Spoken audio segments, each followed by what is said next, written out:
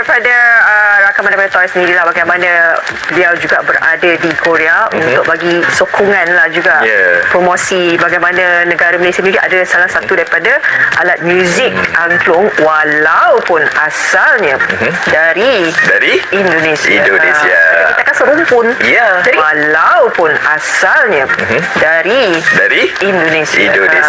Kita kan serumpun. Jadi kita Nah inilah yang selalu Mimin sebutkan di video Mimin, bahwa konsep bangsa serumpun adalah senjata mereka untuk mengklaim kebudayaan nasional Indonesia, termasuk bahasa. Ini lucu sih menurut Mimin, kaum Melayu Malaysia ini jati diri dan harga diri mereka sebagai bangsa itu disimpan di mana, atau urat saraf mereka sudah banyak yang putus, sehingga mengakibatkan mereka kehilangan akal sehat alias gila. Orang Malaysia ini begitu mudahnya mereka mengklaim hasil kerja keras bangsa lain, sedangkan mereka tidak punya kontribusi menjaga keaslian budaya Indonesia.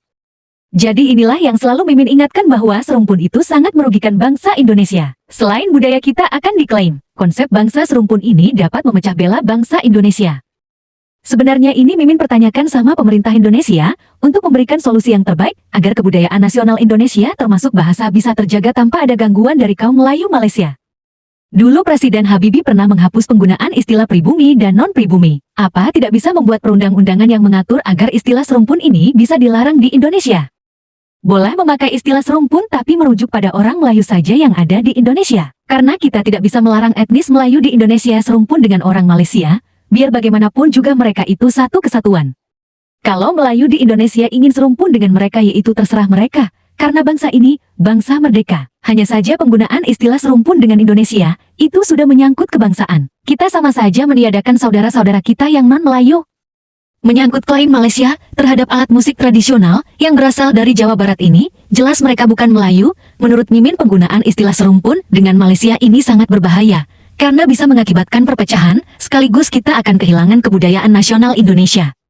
Jadi tolong buat para netizen Indonesia yang dengar narasi ini, Mimin minta tolong like-nya dan komennya di kolom komentar #stop serumpun dengan Malaysia. Jangan lupa juga banjiri seluruh media di Indonesia dengan komentar #stop serumpun dengan Malaysia. Supaya narasi ini viral, mudah-mudahan didengar para petinggi negara kita.